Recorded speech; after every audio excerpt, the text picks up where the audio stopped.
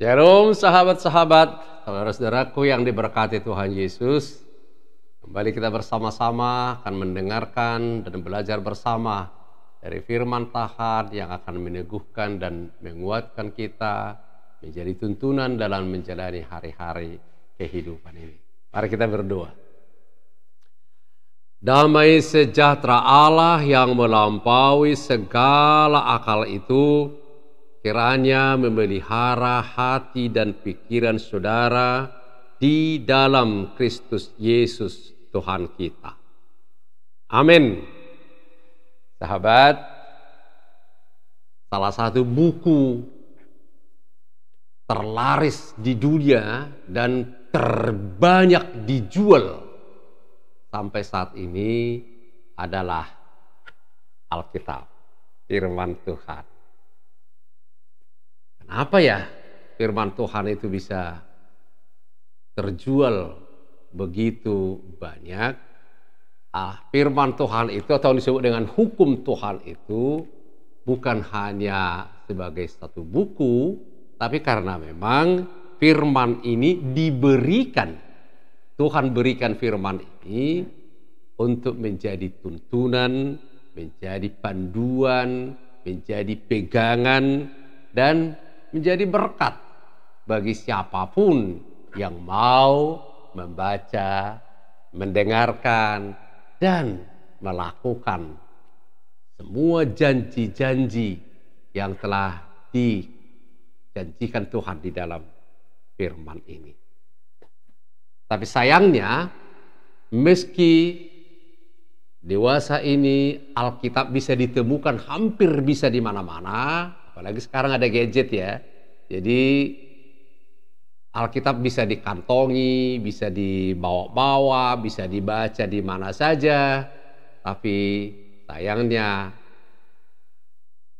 bukan setiap orang yang sudah pegang Alkitab mendapat berkat dari Alkitab itu. Mengapa? Itu yang akan kita pelajari hari ini. Mari kita baca, kita dengarkan firman Tuhan dari Yakobus pasal 1 ayat 22 sampai dengan ayat 25.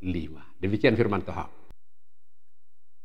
Tetapi hendaklah kamu menjadi pelaku firman dan bukan hanya pendengar saja, sebab jika tidak demikian kamu menipu diri sendiri. Sebab jika seorang hanya mendengarkan firman saja dan tidak melakukannya, ia adalah seumpama seorang yang sedang mengamat-amati mukanya yang sebenarnya di depan cermin. Baru saja ia memandang dirinya, ia sudah pergi atau ia segera lupa bagaimana rupanya. Tetapi barang siapa meneliti hukum yang sempurna, yaitu hukum yang memerdekakan orang, dan ia bertekun di dalamnya, jadi bukan hanya mendengarkan untuk melupakannya, tapi sungguh-sungguh melakukannya, ia akan bahagia oleh perbuatannya. Demikian firman Tuhan. Jadi kalau mau bahagia, milikilah firman Tuhan, milikilah Alkitab, bacalah Alkitab. Kalau mau sukses dalam perjalanan hidup, turutilah apa yang dikatakan firman Tuhan, lakukan dalam hidupmu sehari-hari. Nah, persoalannya Alkitab begitu mudah ditemukan, begitu mudah diakses, tapi orang belum bisa merasakan. Ada banyak orang yang belum bisa merasakan berkat-berkat yang telah dijanjikan di dalam Alkitab. Jadi Alkitab adalah buku berkat yang menjanjikan sukacita, menjanjikan kenyamanan, menjanjikan kekuatan, harapan. Jadi harapan kita dibangkitkan oleh Alkitab, menjanjikan kebijaksanaan, hikmat, sukacita, otoritas, dan tujuan hidup. Tetapi memiliki Alkitab tidak dengan sendirinya mendapat manfaat dari Alkitab. Ada 3 langkah praktis yang perlu kita lakukan agar kita bisa mendapat manfaat sebesar-besarnya berkat-berkat yang telah dijanjikan Tuhan dalam Alkitab dalam hidup kita. Kita ulang lagi ya menjadi ayat kunci kita, ayat 25, firman Tuhan berkata, tetapi barang siapa meneliti hukum yang sempurna. Jadi firman Tuhan adalah hukum yang sempurna. Inilah yang paling kita butuhkan dalam hidup ini. Jadi meneliti hukum yang sempurna, yaitu hukum yang memerdekakan orang. Dan ia bertekun, jadi meneliti, ini kata kunci ya, meneliti, bertekun di dalamnya, bukan hanya mendengar untuk dilupakan, tapi sungguh-sungguh melakukan. Jadi meneliti, bertekun, sungguh-sungguh melakukannya, ia akan bahagia. Wow, ia akan bahagia oleh perbuatannya. Saudara-saudara yang diberkati Tuhan, Alkitab tadi disebut hukum yang sempurna. Itulah sebabnya kita sangat membutuhkan Alkitab. Jadi sayang sekali ya kalau ada orang tidak peduli atau kurang peduli pada firman Tuhan kepada Alkitab, dia sebetulnya mengabaikan sesuatu yang sangat berguna dalam hidup dan bisa didapat dengan gratis. Jadi sesuatu yang sangat berguna, yang sangat penting bagi hidup kita. Jadi jika sahabat, jika saya, jika kita ingin diberkati oleh firman Tuhan. Jadi tadi saya katakan ada beberapa langkah. Ada 3 hal yang saya harus lakukan. Secara praktisnya kita lakukan. Yang pertama, saya harus menerima firman Tuhan itu. Jadi kalau kita ingin diberkati oleh firman Tuhan, pertama, aku harus terima firman ini. Jadi firman Tuhan berkata di butai, saya harus menerima firman Tuhan. Menerima sebut disambut dengan ramah, disambut dengan senang hati. Jadi harus disambut ya. Firman itu disambut ramah. Jadi seperti tamu ya. Ada memang orang tamu tapi dia nggak sambut yang ramah. Pernah kita bertamu ya. Mungkin nggak begitu ramah deh. Tapi ada tamu, kita ramah banget, senang sekali menyambutnya, melayaninya, datang di rumah kita. Seperti itulah Alkitab. Kalau kita tidak menyambut firman Tuhan, atau seperti tamu yang kurang kita senangi, kita tidak akan mendapat berkatnya. Tapi kalau kita menyambutnya dengan ramah, dengan senang hati, dengan sukacita, langkah pertama untuk mendapat berkat dari firman Tuhan terbuka bagi kita. Bagaimana menyambut firman Tuhan dengan ramah? Yang pertama disebut kita harus hati-hati. Ya, ini alat ya untuk menyambut firman Tuhan. Hati-hati. Hati-hati bagaimana maksudnya? Santai. Beri perhatian sepenuhnya, itu maksudnya hati-hati. Jadi memperhatikannya dengan sungguh-sungguh. Jadi beri perhatian dengan sungguh-sungguh. Bukan asal sepintas lalu. Lalu yang kedua, kita harus tenang. Itu disebut lambat menjadi marah. Cepat mendengar. Jadi itu hati-hati, cepat mendengar. Cepat. Jadi kalau ayat 19, kita harus cepat mendengar kalau itu firman Tuhan. Yang lain jangan.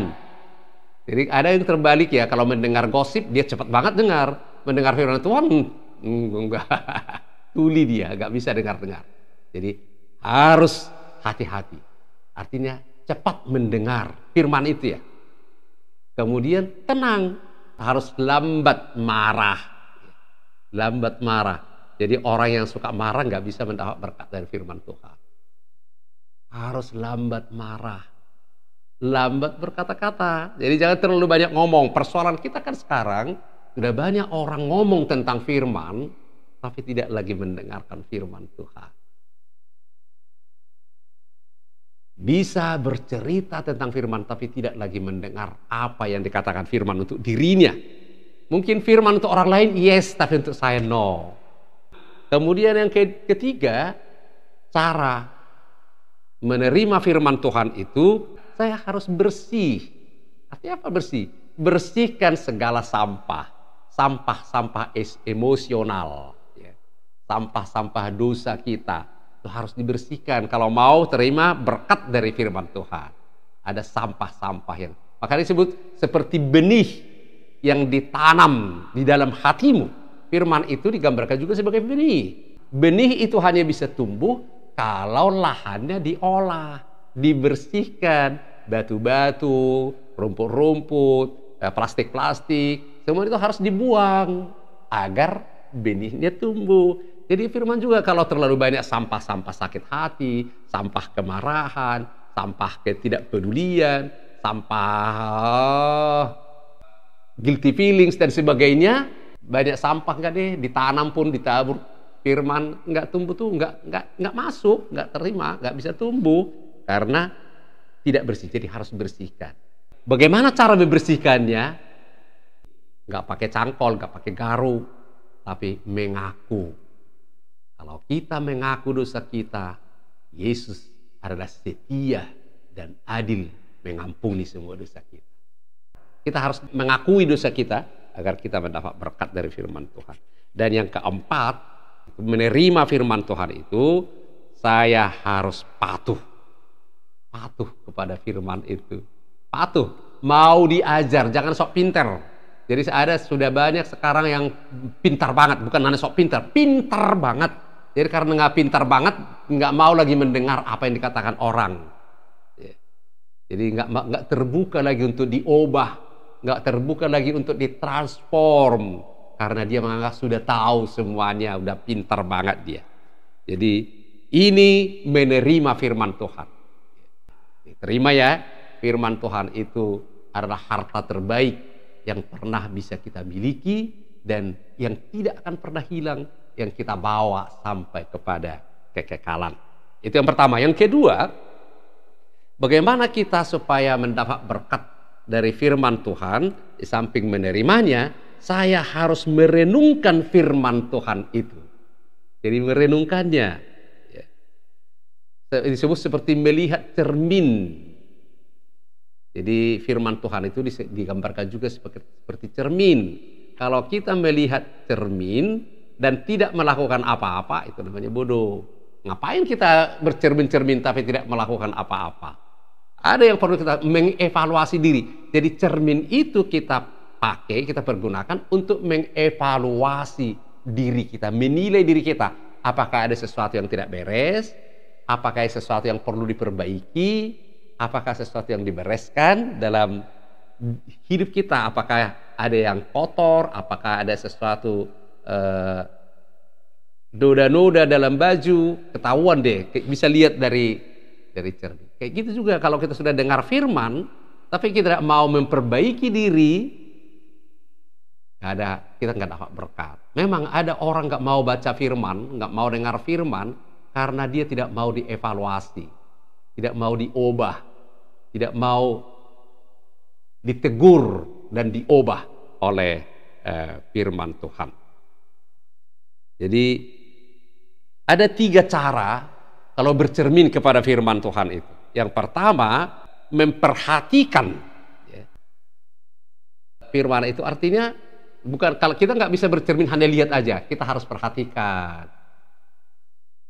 Jadi memperhatikan itu adalah membaca, merenungkan firman Tuhan itu, kita harus membacanya. Ada beberapa hal yang perlu kita evaluasi kalau kita membaca firman Tuhan. Yang pertama, apakah ada dosa yang perlu diakui? Jadi kalau kita baca satu perikop tadi dari ayat 22-25, kalau kita teliti itu satu persatu, ada janji yang bisa diklaim, ada dosa yang perlu diakui, ada sikap yang perlu diubah attitude kita, ada perintah yang perlu dipatuhi, ada contoh yang perlu dituruti, ada doa untuk didoakan, ada kesalahan untuk dihindari, ada kebenaran untuk dipercaya.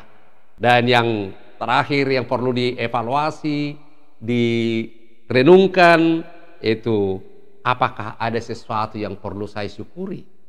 Ada sesuatu yang perlu kita syukuri. Nah, itu membaca, lalu merenungkannya, mereviewnya, terus melakukan itu tadi, terus melakukannya. Artinya berulang-ulang, nggak cukup hanya sekali.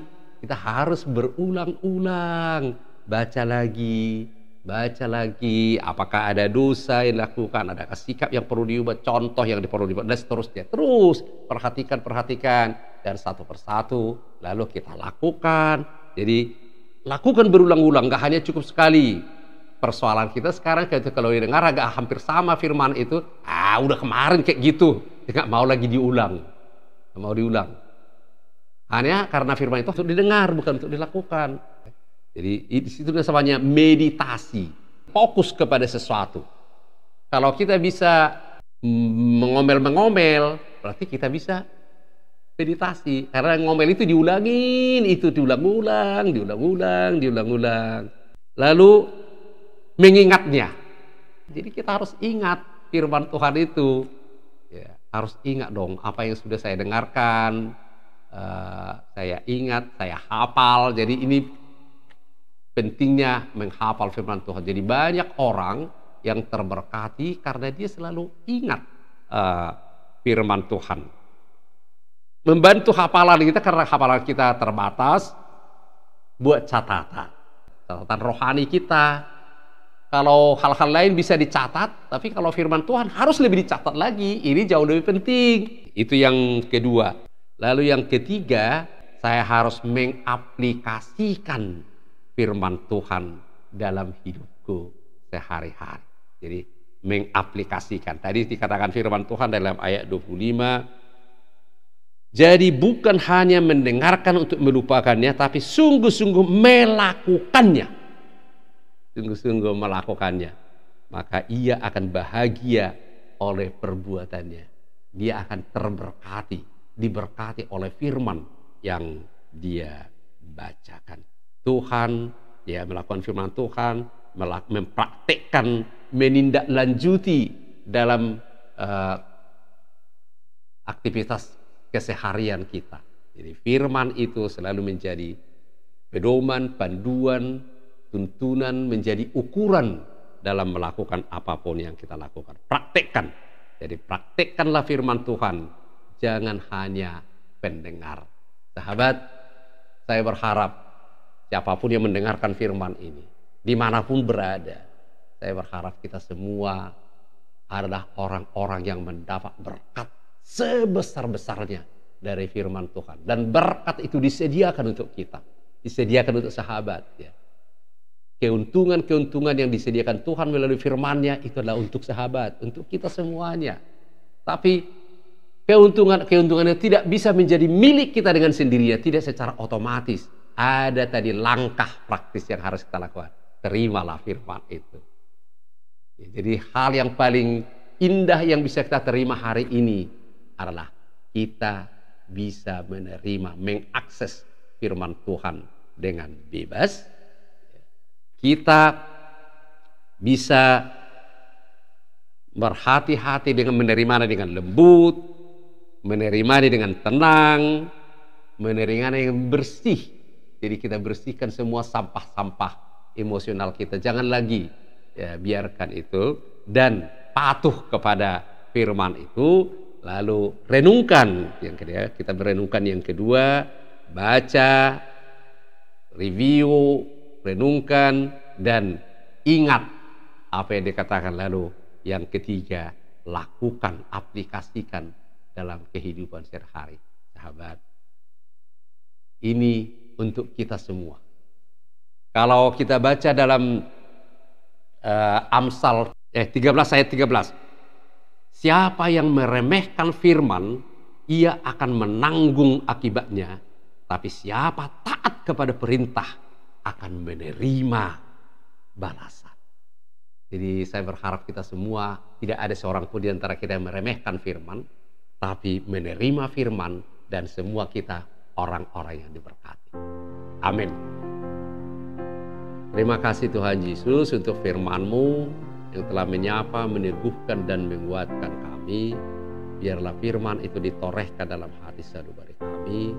Terima kasih firman-Mu Kau berikan untuk menjadi berkat yang menjadi panduan, menjadi sukacita, menjadi harapan, kekuatan bagi kami dan membuat hidup kami punya tujuan dari firman. Tapi semuanya itu tidak bisa kami nikmati kalau kami tidak menerimanya, tidak merenungkan, apalagi tidak melakukan firman. Tuhan, saya mohon setiap orang yang mendengar firman ini adalah orang yang terbuka hatinya menerima firman-Mu, yang mau menyediakan waktunya merenungkan firman-Mu dan mengaplikasikannya dalam perjalanan hidup sehari-hari. Dalam nama Yesus. Amin. Shalom sahabat.